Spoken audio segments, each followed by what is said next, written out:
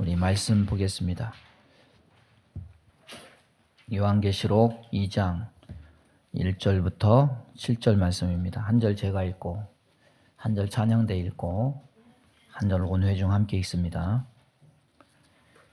에베소 교회 사자에게 편지하라. 오른손에 있는 7뼈를 붙잡고 7 금촛대 사이를 거니시는 이가 이르시되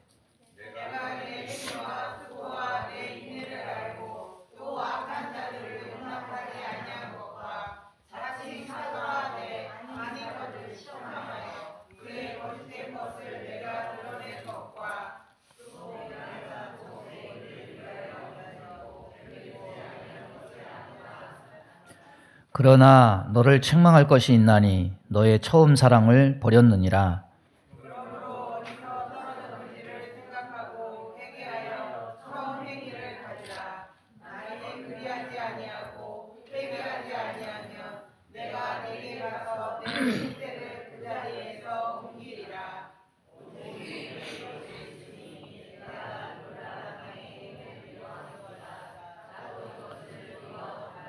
다 같이 합니다.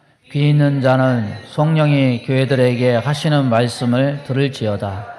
이기는 그에게는 내가 하나님의 낙원에 있는 생명나무의 열매를 주어 먹게 하리라. 아멘. 마무리도 사랑이어야 합니다. 마지막도 사랑이어야 됩니다. 이런 제목으로 말씀 전합니다. 우리 교회 창립이 몇 년도입니까? 1982년도. 비밀번호하고 똑같죠?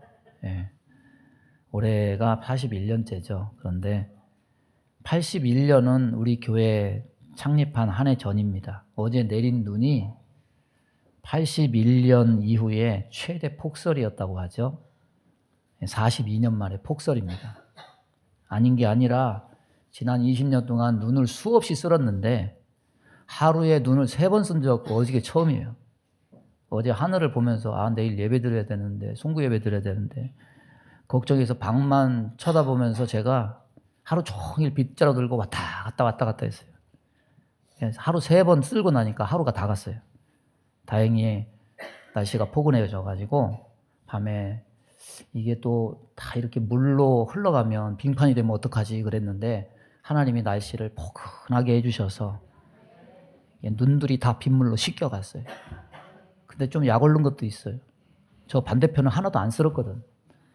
근데 녹으니까 쓴 놈이나 안 쓴 놈이나 다 똑같게 되더라고.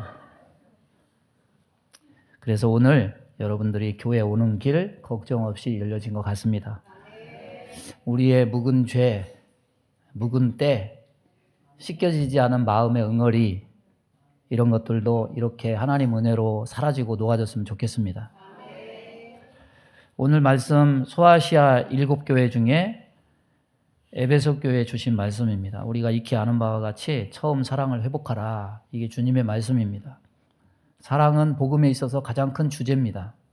구원과 복음의 동기가 하나님 사랑에서 비롯되었기 때문입니다. 항상 하늘에서 사랑이 땅으로 오는 데는 문제가 없습니다. 하나님에게서 내게 온 사랑이 다른 이에게 전달되는 것이 항상 문제가 됩니다. 하나님의 뜻도 마찬가지입니다. 하늘에서 하나님 뜻이 땅으로 내려오는 것은 문제가 없습니다. 그 뜻이 내 안에서 수용되고 전달되는 게 항상 문제가 됩니다. 인간의 마음이 항상 막힌 담이 되거나 스스로 막힌 통로가 될 때가 많습니다. 내가 내 안에 이 고집세고 강팍하고 메마른 마음이 하나님 사랑도 막고 하나님 뜻도 막는 장애물이 되어 있을 때가 많다는 거죠. 사랑해야 된다, 원수를 사랑하라, 하나님은 사랑이시다, 이런 사랑에 관한 말씀을 우리는 수없이 들어서 이미 알고 있습니다. 하지만 사랑에 대해서 아는 것과 이 사랑을 실천한 것은 그 거리가 구말리 떨어진 길인 것 같습니다. 주님이 처음 사랑을 회복하지 않으면 촛대를 옮기겠다, 이 강도 높은 경고를 주시는데도 불구하고 우리는 마치 그거는 교회에 하신 말씀이고 나는 내가 받아들이고 이해가 될 때 사랑할 거야, 이렇게 고집 피우고 행동할 때가 많습니다. 여러분, 하나님 사랑은요, 내가 예수 처음 믿을 때나 지금이나 변함이 없습니다. 우리 또한 그 사랑에 감복되어서 사랑을 실천하고 살아감에 있어서 처음 예수 믿을 때만 필요한 신앙의 제스처가 사랑이어서는 안 됩니다. 지금도 우리는 하나님 사랑을 받고 있을 뿐만 아니라 그 사랑의 통로가 되어야 됩니다. 사람을 구원하시려 작정하신 하나님 사랑이 변함없으셨듯이 우리 또한 그 사랑에 있어 변함없어야 됩니다. 지금도 보여져야 됩니다. 처음 사랑을 회복하지 않으면 촛대를 옮기시겠다 하신 말씀은 하나님 앞에 판단받을 때 우리의 마지막도 사랑이어야 된다는 것을 의미합니다. 사랑은 한때만 필요한 게 아닙니다. 항상 필요한 겁니다. 내가 하나님께 받은 사랑은 물론 그러하고 우리가 이 땅에 살면서 나타내야 되는 가치로서도 그러합니다. 오늘 막힌 것은 뚫어지고 하나님의 온전한 사랑이 우리 안에 흐르게 되고 우리에게서 또 흘러가는 그런 은혜가 있기를 바랍니다. 에베소 교회가 있던 에베소는 로마 제국 당시에 로마 제국에서 네 번째로 큰 도시였습니다. 한 25만 정도요. 주요 교통의 통로였기 때문에 무역 도시였고 세계 7대 불가사의 중에 하나로 꼽히는 아데미 신전이 거기에 있었습니다. 이런 환경적인 조건 말고요. 에베소 교회가 가지는 영적 장점은 무엇이냐면은 바른 교리, 바른 신학이 있었다는 겁니다. 예수님은 이것을 칭찬하십니다. 오늘 2절에 보니까 내가 내 행위와 수고와 내 인내를 알고 또 악한 자들을 용납하지 아니한 것과 자칭 사도라 하되 아닌 자들을 시험하여 그의 거짓된 것을 내가 드러낸 것과 또 6절 보니까 내가 니고라 등의 행위를 미워하는도다. 나도 이것을 미워하노라. 악한 자, 자칭 사도, 니골라 당, 오늘날로 말하면 이단, 사입입니다. 니골라는 예루살렘 교회가 구제 문제로 불거져서 이를 나누기 위해서 세운 7 집사 가운데 한 사람이라고 여겨집니다. 이 니골라가 이단이 됐습니다. 뭘 주장하냐? 율법 필요 없다. 육은 더럽다. 영만 선하다. 이원론을 주장해요. 그러니까 어떤 행동이 나오냐면 우린 이미 구원받았어. 구원받은 이후에는 신자가 어떤 죄를 지어도 괜찮아. 이런 주장을 했습니다. 그래서 에베소 교회는 이런 이단, 불건전한 사이비 집단의 가르침을 단변에 그건 아니야. 분별하고 분리해서 얼씬도 못하게 하는 이런 담대함이 있었습니다. 여러분, 에베소 교회가 이렇게 정통 신앙을 가질 수 있었던 이유가 어디 있을까요? 에베소 교회를 개척한 사람이 누구냐면 사도 바울입니다. 사도 바울이 어떻게 에베소 교회를 목회했느냐? 3년 동안 동거동락하면서 두란노 소원에서 그들을 열심으로 말씀으로 가르쳤습니다. 양육했습니다. 그리고 그 교회를 이어서 담임한 사람이 누구냐? 바울의 제자 디모데입니다. 그리고 또 누가 목회했느냐? 예수님의 가장 사랑하시던 제자 사도 요한입니다. 그래서 이런 좋은 지도자들의 가르침 속에 바른 신학, 바른 신앙, 바른 교리를 확립할 수가 있었습니다. 그러나 에베소 교회에도 문제는 있었습니다. 주님이 오늘 말씀하시는 것이 뭡니까? 그러나 너를 책망할 것이 있나니 너의 처음 사랑을 버렸느니라. 여러분, 바른 신학, 바른 교리, 이건 못지않게 우리에게 또 중요한 것이 뭐냐면 바른 행동이에요. 말씀이 우리에게 중요한 핵심적 행동 강령으로 제시하는 것이 뭐냐면 하나님 사랑, 이웃 사랑입니다. 하나님 사랑, 이웃 사랑 분리될 수 없습니다. 하나님에 대한 사랑이 뭘로 증명되느냐? 형제 사랑으로 증명됩니다. 형제 사랑의 뿌리는 어디 있느냐? 하나님에 대한 사랑에서 나오는 겁니다. 그래서 요한복음 13장 34절 이하 보면 새 계명을 너희에게 주노니 서로 사랑하라. 내가 너희를 사랑한 것 같이 너희도 서로 사랑하라. 너희가 서로 사랑하면 이로써 모든 사람이 너희가 내 제자인 줄 알리라. 바른 신학하면, 바른 교리를 말하면 참 제자가 된다. 이렇게 말하지 않았어요. 서로 사랑하면 모든 사람에게 예수님의 제자임을 입증하는 것이다. 이렇게 말씀합니다. 여러분, 에베소 교회 성도들이 왜 서로 사랑하는 일에 실패했을까요? 투철한 바른 신학, 바른 교리에 대한 분별력이 지나치면 사랑의 원리를 망각하고 자신이 하나님 위치에 서서 판단하게 되기 때문이에요. 그 판단은 정죄로 갑니다. 결국 서로 비난하고 비판으로 이어집니다. 여러분, 바리새인들이 누구보다도 하나님 말씀을 가까이 하는 사람들임을 스스로 자부하고 다른 사람들도 그렇게 인정했습니다. 그러나 그 말씀을 어떤 기준으로 썼습니까? 사람을 살리는 기준으로 쓴 것이 아니고 정죄하고 죽이는 기준으로 썼습니다. 비난하고 비판하는 기준으로 썼습니다. 그런데 그들은 예수님도 자신들이 해석하는 말씀 기준으로 십자가에 못 박아 죽였습니다. 예수님이 복음을 증거할 때 어떤 율법사가 예수님을 시험해서 선생님, 내가 무엇하여야 영생을 얻으리이까? 예수님이 율법에 뭐라고 기록되어 있느냐? 내가 어떻게 읽느냐? 그러니까 율법사가 내 마음을 다하며 목숨을 다하며 힘을 다하며 뜻을 다하여 주 너의 하나님을 사랑하고 또한 내 이웃을 내 몸과 같이 사랑하라 하였나이다. 예수님이 내 대답이 옳다. 이를 행하라. 그러면 살 것이다. 그러니까 이 사람이 우쭐해져 가지고 예수님께 뭐라고 얘기하냐면 그러면 내 이웃이 무엇입니까? 자기가 옳다는 것을 예수님을 이용해서 증명해서 사람들 앞에 은근히 좀 자랑하고 뻗으려고 했던 것 같습니다. 내 대답이 옳다. 이를 행하라. 그러면 살 것이다. 그렇게 얘기하니까 신이 나가지고 또 한 번 사람들 앞에서 자신을 드러내서 확실하게 칭찬받고 싶어졌습니다. 그래서 자기가 생각하고 있는 이웃을 예수님이 또 말씀을 해주시면 자기가 또 한 번 칭찬받고 인정받을 것이라고 예상하고 질문을 내 이웃이 누구입니까? 물었습니다. 여러분, 내 이웃이 누구입니까? 이렇게 물은 율법사가 생각하는 이웃의 범죄, 이웃의 범주는 어떤 사람만 이웃일까요? 율법에 흠이 없는 사람만 이웃인 거예요. 유대인만 이웃인 겁니다. 이방인과 사마리아인은 율법으로 정죄의 대상이지 사랑의 대상이 아니었습니다. 예수님이 사마리아 사람의 예화에서 예를 든 것처럼 제사장과 레위인에게 사마리아 사람은 이중적으로 이웃이 아니에요. 자신이 가진 율법이라는 기준으로 피를 흘림으로 부정케 하는 자였을 뿐만 아니라 사람이 아니라 개 돼지예요. 그렇다면 제사장과 레위인들이 그렇게 행동할 수밖에 없었던 이웃에 대한 범주, 기준은 어디서 나왔습니까? 그들 스스로에 의해서입니까? 아니면 하나님의 말씀에 의한 겁니까? 여러분, 그 기준과 규범과 이 모든 것을 만들어내는 것은 하나님이 아니에요. 제사장, 레위인들의 몫이 아니에요. 그것은 율법사와 서기관들이 그렇게 만들어낸 거예요. 연구하고 체계화하고 규정해서 그렇게 가르쳤습니다. 율법사들이 정한 이웃의 개념 속에 부정한 자, 이방인, 사마리아인은 이웃이 아닙니다. 오히려 하나님 말씀인 율법으로 정죄된 신분입니다. 그렇다면 예수님의 예화 속에 제사장, 레위인들의 행동은 누구의 이웃간이냐?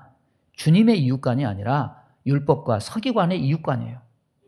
그래서 예수님은 강도 만난 사마리아 사람의 예화를 통해서 율법사가 생각하는 이웃이라고 규정짓는 범주의 한계가 바로 제사장과 레위인과 다르지 않다는 사실을 예화를 통해서 우회적으로 간접적으로 끄집어내서 그것을 깨달아 알 수 있도록 예수님은 드러내셨습니다. 그래서 이 예화가 끝났을 때 율법사는 아무 말도 못하고 예수님 말씀을 들을 수밖에 없었습니다. 내 생각에는 이 세 사람 중에 누가 강도 만난 자의 이웃이 되겠느냐? 자비를 베푼 자니이다.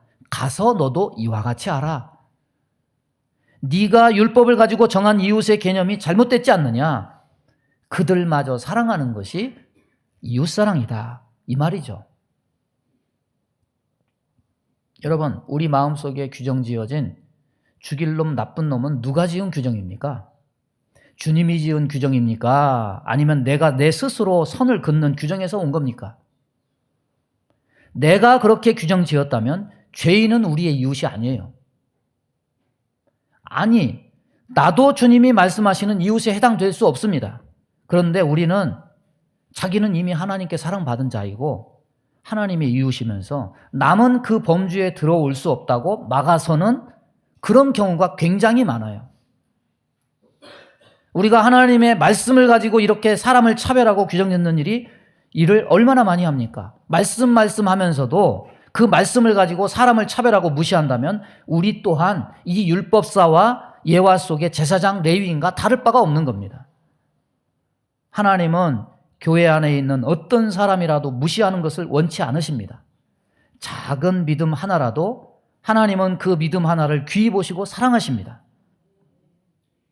원수를 사랑하라 분명히 명시되어 있음에도 불구하고 엉뚱한 소리를 하고 엉뚱한 판단을 합니다. 그 사람이 사랑받을 만한 자인지 사랑받지 못할 자인지 사람들이 법관 노릇, 검사 노릇해요. 언제 우리를 사랑으로 구속하신 하나님께서 저와 여러분을 법관과 검사로 인정해 주셨습니까? 그런데 여러분, 하나님은 사람에게 그 사람이 사랑해야 할 자인지 말아야 할 자인지 이 판단을 사람에게 맡기신 적이 한 번도 없어요. 그럼에도 불구하고 예수님이 오셨던 시대나 지금 시대나 세상을 보면 변함없이 반복되는 것이 있습니다. 그게 뭡니까? 판단질, 정죄질, 삿대질. 멈추지 않고 계속돼요.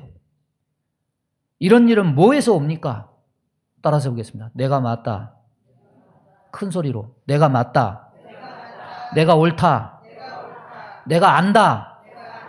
이 바탕에서 와요. 이게 하나님 사랑을 갉아먹는 원인이 됩니다. 하나님이 오르신 분인데 율법사와 서기관은 하나님의 음성을 들은 것이 아니라 그 오르신 하나님이 하신 말씀을 손에 들고 내가 맞고 내가 옳고 우리들이 옳고 우리들이 아는 거야. 이렇게 자처했습니다. 이게 그들의 병이 됩니다. 이 깊은 병은 결국 하나님의 아들까지 십자가에 못 박아 죽입니다. 그리고 그 제자 스데반도 돌로 쳐서 죽이기까지 합니다. 교회가 생겨날 때, 예루살렘 교회가 생겨날 때, 초대교회가 생겨날 때 이런 고통과 아픔을 겪었음에도 불구하고 교회 안에, 에베소 교회 안에 이런 모습이 흘러 들어와서 답습이 돼요. 에베소 교회는 자기들은 우린 바른 진리가 있어, 바른 교리가 있어, 바른 신학이 있어. 우리는 바울과 디모데와 요한이 목회했어. 바른 진리, 교리, 신학을 믿는 일 아무리 강조해도 지나치지 않는 중요한 문제죠. 그러나 바른 교리를 믿는 것만 전부가 아니에요. 여러분, WCC처럼 진리 없는 사랑의 연합을 강조하는 것 잘못된 거예요. 그러나 오늘 말씀에서처럼 에베소 교회처럼 사랑을 잃은 진리만 강조하는 것도 잘못된 거예요. 주님은 책망하고 있어요. 많은 사람들이 하나님 사랑을 입어서 신앙의 문을 열고 들어와서 신학과 말씀의 이름으로 남을 정죄하는 12장이가 돼요. 나는 정통을 믿어. 나는 칼빈의 교리가 진리라고 믿어. 그러면서 칼빈의 이름으로 칼빈 소총으로 막 찔러대요. 막 정죄하는 총검술하는 사람들이 있어요. 부끄러운 모습입니다.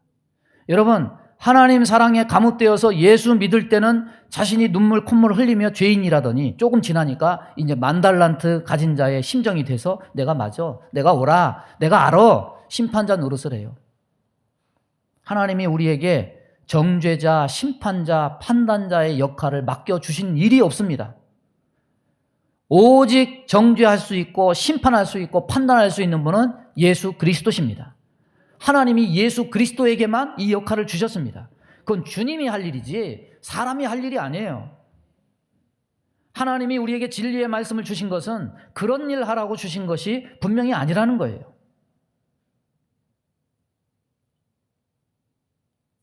우리 청년들하고요, 욥기를 가지고 큐티 나눔을 했어요. 대체적으로 우리 청년들이 하는 말이, 목사님 욥기 너무 어려워요. 여러분, 1장, 2장에서 끝나면 차라리 쉬울 거예요. 여기서 끝나면 욥의 대단한 신앙 열전으로 그냥 끝나니까 이런 신앙 본받으면 돼, 이렇게 하니까 쉬울 겁니다. 그런데 욥기가 말하고 싶은 것은 여기가 아니에요. 1장, 2장이 아니에요. 문제가 어디서부터 시작됩니까? 욥의 친구들이 찾아오면서부터 문제가 불거지기 시작합니다. 친구들이 뭐라고 합니까? 야, 네가 이런 정도의 재산을 다 치고 자녀가 다 죽고 건강을 다 잃은 이 정도 고난을 받은 거 보면은 네가 분명히 큰 죄를 지은 게 분명해. 그리고서 그러니까 너 빨리 회개해. 우리 말을 들어야 돼. 자기들이 판단 다 해요. 심판 다 해요. 정죄 다 해요. 여기에 욥이요, 자존심이 상해요. 위로받으려고 했다가 오히려 상처를 크게 받아요. 욥도 만만치 않아요. 일일이 대답하다 보니까 이 시비가 끝이 안 나요. 막 서로 비난해요. 서로 막 상처받았다고 해요. 욥기를 많이 봤지만은 욥기를 보면서 이번에 느낀 게, 야, 이게 병이구나. 내가 맞아. 내가 옳아. 내가 알아. 야, 병 중에 병이 바로 이거구나.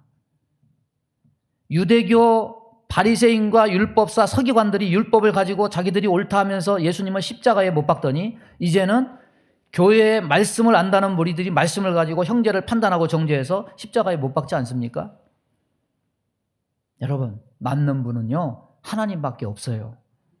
오르신 분도요, 하나님밖에 없습니다. 모든 것을 아시는 분도요, 하나님밖에 없습니다. 우리는 너무나 하나님 말씀 빙자해서 너무 쉽게 형제를 판단하고 정죄하고 비판할 때가 너무 많아요. 이번에 욥기를 보면서 새롭게 보여진 것이 있어요. 깨달은 것이 있어요. 그 제목을 붙이자면, 욥기를 제목을 붙이자면, 욥이 달라졌어요. 우리 아이가 달라졌어요 그러잖아요. 욥이 달라졌어요. 여러분, 저와 여러분도 욥과 같이 달라졌으면 좋겠습니다. 하나님을 만나기 전에 욥과 하나님을 만난 후에 욥이 달라졌습니다. 여러분, 뭐가 달라진 줄 아십니까? 따라서 보겠습니다. 시비가 사라졌다. 시비가 사라졌어요. 하나님 만나기 전에 욥은 하나님을 향해서 막 시비했습니다. 원망스러웠습니다. 빨리 나타나서 자신을 입증해 주기를 바랬습니다. 이런 욥의 마음에도 뭐가 들어있는 겁니까? 내가 맞잖아요. 내가 옳잖아요. 내가 이렇게 말하는 게 내 모든 상황을 내가 너무 잘 알지 않습니까? 이 세 가지가 들어있는 거죠. 그러니까 막 하나님을 향해서도 막 시비합니다. 그리고 하나님 만나기 전에 욥은 친구들과도 시비해요. 무지 자존심이 상해요. 마음에 큰 상처를 입어요. 나는 잘못한 게 아무것도 없는데 이런 고난을 당한 나를 큰 죄를 지어서 빨리 회개하라고 하니까 너무 열이 받아요. 그런데 하나님 만난 후 욥에게서 시비가 사라져요. 하나님을 향한 시비가 사라져요. 회개와 예배로 바뀌어요. 친구들을 향한 시비가 사라져요. 용서와 축복으로 바뀌어요. 욥기 참 어려워요. 왜냐하면 욥기의 주제는 의인이 왜 고통을 당하느냐 이거 아닙니까?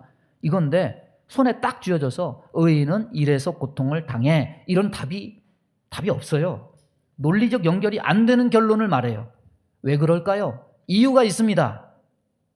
내 시각, 내가 맞아, 내가 옳아, 내가 알아, 이것을 기준으로 하나님이 하시는 일을 이해하려 하면 이해될 것이 하나도 없는 거죠. 그러면 계속 하나님을 향해서 시비하게 된다는 거죠. 사람들을 향해서도 시비하게 된다는 거죠. 이 사람은 어딜 가든지 시비거리를 만들어요. 하나님 사랑으로 예수 믿고 이렇게 시비쟁이로 전락하는 사람 굉장히 많아요. 내가 맞다, 내가 옳다, 내가 안다, 이거 병이에요, 병. 뭘 맞아요? 뭐가 옳아요? 뭘 알아요? 여러분, 욥기 읽어보세요. 후반부 읽어보세요. 여러분, 하나님이 욥에게 질문하시는 거 하나라도 욥이 아는 거 있습니까? 대답할 것이 있습니까? 한마디도 못해요. 뭘 알아요? 이런 태도가 하나님을 향한 시비를 불러일으킨 것이라면 회개하는 것이 맞아요. 욥의 회개는 그래서 타당한 거예요. 친구들을 향한 태도도 그렇습니다. 욥의 감정은 상해 있습니다. 무지 섭섭합니다. 그것의 원인도 내가 맞고 옳고 알기 때문에 그런 거예요. 그런데 하나님을 만난 후 욥의 마음이 뭐가 생기느냐? 용서가 생겨요. 그리고 그들을 축복해요. 욥기는 뭘 보여줍니까? 옳고 그름을 넘어서는 하나님의 마음, 하나님의 사랑을 보여줘요.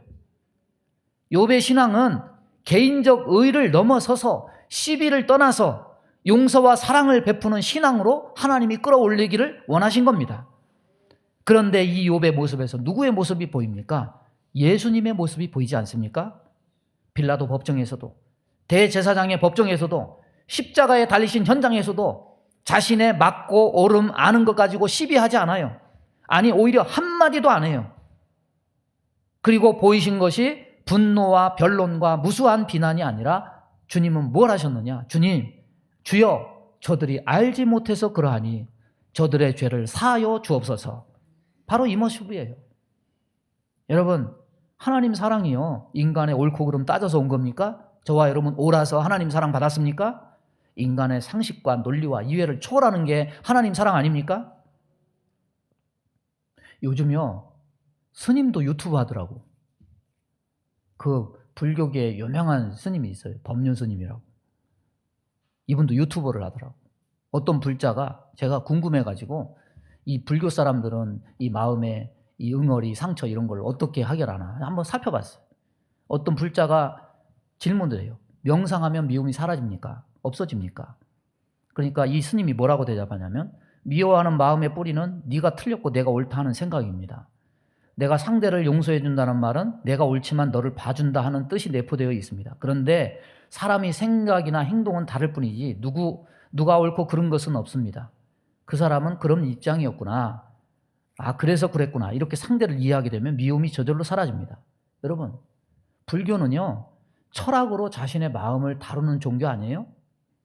그래서 불교의 중요한 게 명상과 깨달음이 중요한 거죠. 그래서 참선을 하는 거죠. 그들의 말과 철학적 사고들이 이 사람의 심리와 사고에 대한 논리적 이해를 돕는 측면이 있습니다. 그러나 한계가 있어요.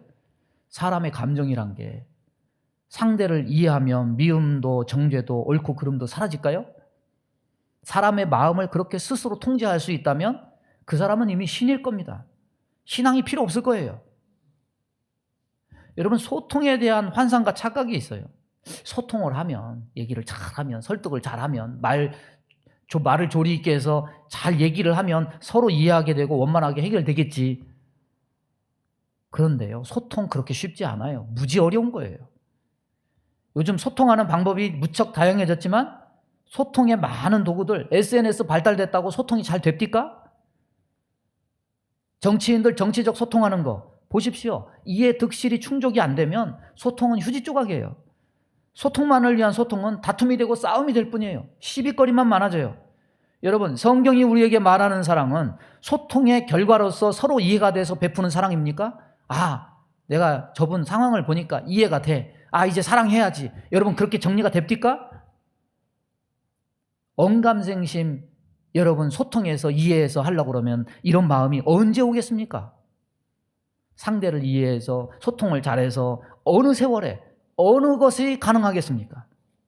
여러분, 한 집안에서요, 부모, 자식, 형제, 자매들끼리도 서로 시비하고 오해하고 마음 꽁해가지고 보내는 세월이 수십 년 세월이고 그거 풀지 않고 죽는 사람들이 부지기수예요. 어느 세월에 소통의 자리에 세워놓을 겁니까? 소통하면 과연 소통이 되겠습니까? 시비만 따져서 더 감정의 골이 깊어지고 미움과 원망만 늘어나지 않겠습니까? 여러분, 욥이 마주한 친구들을 욥이 용서하고 축복한 것 소통의 결과입니까? 이해의 결과입니까? 아니에요. 아니요. 욥의 친구들은 변하지 않았어요. 하나님을 만난 욥이 알고 보니까 내가 맞는 게 없고 내가 옳은 것도 없고 내가 아는 것도 없고 욥도 그렇고 욥의 친구들도 그랬어요. 그래서 이 관계도 결국은 사람의 소통과 이해로 정리된 것이 아닙니다. 하나님이 나타나서 일하심으로 교통정리가 된 거예요. 하나님은 욥의 친구들을 책망하십니다. 그리고 욥에게 가서 번제를 드리라고 청하라고 얘기합니다. 욥이 아니 저것들이 나를 그렇게 했는데 내가 저들을 위해서 용서하고 가서 번제를 드려? 그렇게 마음 먹을 수도 있잖아요. 그러나 욥은 순종해요. 받아들여요. 자신을 정죄하는 자들을 용서해요. 그리고 축복해요. 결국 모든 시비가 그치고 관계가 회복이 되고 하나님이 이전보다 더 큰 복을 주셔요. 우리도 마찬가지예요. 여러분, 상대편이 변할 리 거의 없어요. 내 마음도 변할 리가 거의 없어요. 내가 맞다, 내가 안다, 옳다, 입장 차이만 있을 뿐이에요. 그래서 성경은 상의하라 이렇게 말하지 않습니다. 우리 찬양 오늘 집을 나서기 전 찬양 있죠? 2절의 가사가 뭡니까? 마음의 분이 가득할 때. 가사 기억나세요? 한번 불러볼까요? 마음의 분이 가득 찰 때 기도했나요? 기도했나요? 나의 앞길 막는 친구 용서했나요? 나의 앞길 막는 친구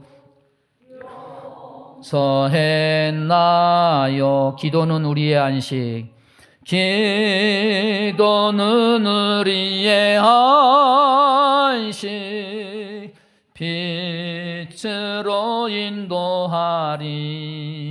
앞이 캄캄할 때 기도, 앞이 캄캄할 때 기도 잊지 마세요. 잊지 마세요. 캐먼스 윌슨이라는 사람이 있습니다. 이 사람이 목재소에서 일을 했는데 어느 아침 출근해 보니까 자기 책상 위에 해고 통지서가 있어요. 뭐 설명도 없고 뭐 불러다가 이래서 회사 사정이 이래서 당신을 해고합니다. 뭐 이런 것도 없고 그냥 종이 한 장 딱 당신을 해고합니다. 열이 받은 거예요. 굉장히 화가 났어요. 막 복수심이 끌어올라요. 나를 무시해서 이렇게 상의도 안 하고 나를 이렇게 잘라? 그래서 내가 정말 더럽고 치사해서 안 되겠다. 이 옆에다가 목재소 하나를 더 만들어가지고 내가 분필을 좀 해야 되겠다. 뭐 이런 생각도 해봤지만 돈이 없으니까 안 돼요. 그래서 몇 달 동안 방황하면서 돈 다 써버리고 아내에게 돌아와서 나 죽고 싶다. 이런 세상 살아서 뭐해? 그러니까 아내가 이 캐몬스를 향해서 뭐라고 얘기했냐면, 여보, 당신이 한 가지 시도해보지 않은 일이 있어. 이 문제를 가지고 당신 진지하게 기도해봤어? 그래서 생각해보니까 그러네. 기도하고 죽어도 늦을 것 같지 않아. 그래서 마음에 감동이 와서 그래, 나 기도해본 적 없지. 그래서 아내하고 더불어 기도하기 시작했어요. 하나님, 내가 내 상관, 나를 자른 저 상관이 미워 죽겠어요. 이 내 마음에 있는 미움의 감정을 조절할 수 있는 능력을 하나님 허락해 주세요. 그래서 며칠 기도했더니 신기하게 이 마음에 미움이 싹 사라졌어요. 복수심이 다 사라져요. 그리고 이 마음에 머리에 뭐가 떠오르냐면 새로운 사업 아이디어가 떠오르기 시작했어요. 자기 집을 담보로 융자로 얻어서 건축업을 시작했는데 어느 날 기도하는 중에 하나님이 마음에 새로운 소원을 주셨어요. 세상에 보니까 값비싼 호텔은 있는데 보통 사람들이 편하게 쉴 수 있는 그런 값비싼 호텔 말고 좋은 호텔이 없는 거예요. 그래서 좋은 호텔을 짓자. 하나님이 그의 기도를 응답하셨어요. 그것이 오늘날 있는 홀리데이인 서울이라는 호텔이라고 그래요. 여러분, 이것저것 따져보니까 내가 맞고 내가 옳고 내가 안다고 생각합니까? 그렇게 판단해보니까 화가 나고 분노가 나고 다른 사람에게 미운 감정이 듭니까? 내가 하나님 노릇하면 심판자의 위치에 있으면 관계는 진전이 없어요. 그 중심에서 내려와야 돼요. 우리는 중재자 되신 하나님께 의뢰해야 됩니다. 우리의 틀어진 관계를 위해서 기도할 때 하나님의 성령이 일하십니다. 용서의 마음을 주십니다. 용서에 순종할 때 하나님은 생각지도 않은 일을 도모하시고 우리에게 놀라운 선물을 허락하십니다.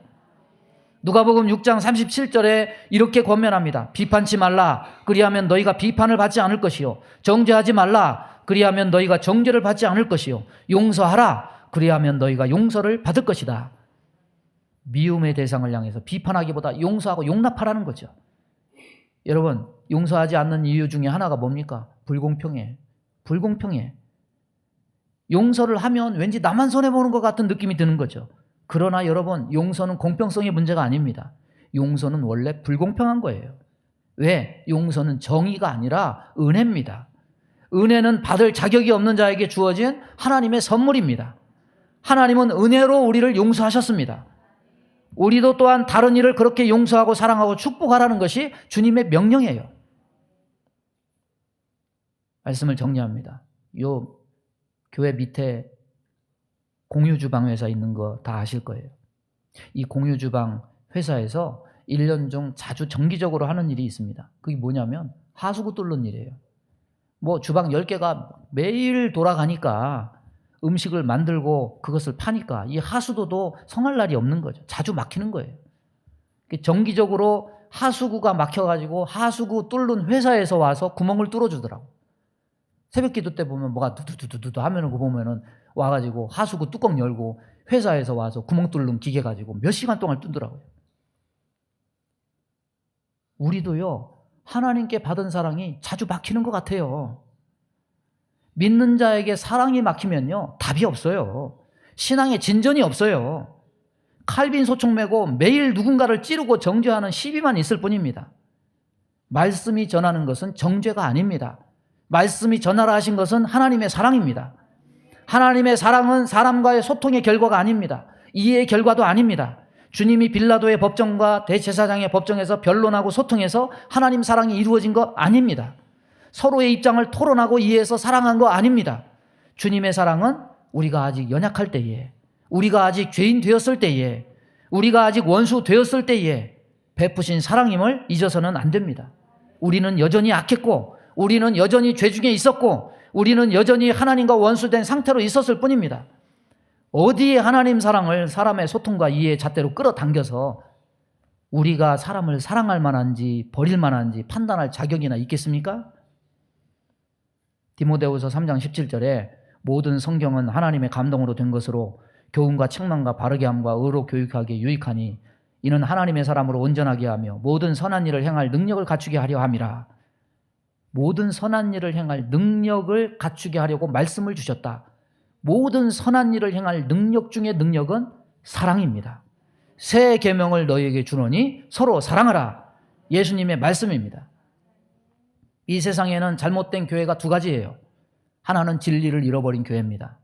진리를 잃어버린 이단 교회는 예수님이 함께 하실 수가 없어요. 그러나 반대로 진리를 표방한답시고 사랑은 어디다 하고 시비와 정죄와 비판만 있는 교회, 이 교회도 주님은 함께하지 않습니다. 주님의 피로 값주고 사신 성도를 두고 말로 하는 시비와 다툼은 주님이 이 땅에 오셔서 이루시기를 원하셨던 일을 막아서는 일이 되는 거예요. 저와 여러분의 말이 총칼이 되어서 주님의 사랑을 막지 않기 원합니다. 내가 맞다, 내가 옳다, 내가 안다, 이 자세가 사랑도 막고 가는 사랑도 막아요. 뚫어야 돼요. 은혜와 사랑이 내게 와야 됩니다. 은혜와 사랑이 내게서 흘러가야 됩니다. 우리가 받고 감격한 것이 주님의 처음 사랑이었듯이 우리의 마무리도 마지막에 주님께 보여야 될 것도 예수님 사랑입니다. 2023년 마지막 날에 막힌 것을 뚫어버리고 배설물과 같이 버려버리고 이 사랑을 회복해서 주님께 칭찬받는 저와 여러분 되기를 주님의 이름으로 축원합니다. 우리 주여 한번 부르고 합심하여 기도합니다. 주여 하나님 아버지 감사합니다. 오늘도 주의 말씀 우리에게 허락하여 주심을 감사합니다. 주님, 우리에게 베푸신 주님의 은혜가 사랑이었듯이 우리의 삶의 마무리도 마지막도 사랑이길 원합니다. 하나님, 우리의 부족함을 보게 하여 주옵시고 내가 알고 내가 맞고 내가 옳고 이런 모든 자세를 버려버리고 온전히 주님의 말씀에 기대어서 바로 하나님 사랑을 전할 수 있는 귀한 성도들 다 되게 인도해 주옵소서. 예수님의 이름으로 기도하옵나이다. 아멘. 믿음의 손을 가슴에 얹습니다. 몸이 아픈 곳에 손을 얹습니다. 하나님 아버지, 우리가 하나님의 자리에서 내려오길 원합니다. 심판자와 정죄자와 판단자가 되지 않고 시비자가 되지 않고 하나님의 사랑을 받고 전할 수 있는 자가 되기 원합니다. 우리를 조건 없이 사랑하셨듯이 우리도 조건 없이 사랑하고 원수를 사랑하고 미워하는 자를 위해서 기도하고 축복하는 자가 되기 원합니다. 그리하여 우리의 마지막과 마무리도 사랑으로 마무리될 수 있도록 인도하여 주옵소서. 우리 마음 가운데 원망, 불평, 시기, 질투, 미움, 다툼, 이간질하며 불순종, 불신앙케 하며 불안, 조조, 염려, 근심, 두려움을 주는 모든 어둠은 다 떠나갈지어다. 하나님 주장하는 자세를 버리고 남을 나보다 낮게 여기고 주님의 사랑으로 감싸고 그를 위해서 기도할 때 하나님의 축복이 우리에게 임할 줄로 믿사오니 우리 모든 성도들 하나님께 오는 사랑을 받고 내게 임한 사랑을 다른 사람에게 전해져서 하나님께 큰 복과 능력을 받는 성도들 다 되게 인도해 주옵소서. 우리 마음 가운데 원망, 불평, 시기, 질투, 미움, 다툼, 이간질하며 불순종, 불신앙케 하며 불안, 조조, 염려, 근심, 두려움을 주는 모든 어둠은 다 떠나갈지어다. 사랑으로 채워 주옵소서. 은혜로 채워 주옵소서. 몸이 연약한 곳에 손을 얹고 기도합니다. 손을 얹은 곳마다 보혈로 씻어 주옵시고 성령의 불로 태워 주옵소서. 예수 이름으로 명하노니 모든 병만은 다 떠나갈지어다. 주여 사랑의 통로가 되게 하여 주옵시고 이 건강한 몸을 가지고 선한 영향력을 끼치며 주의 영광 나타내는 귀한 지체들 다 되게 복을 내려 주옵소서. 예수님의 이름으로 축복하며 기도하옵나이다. 아멘.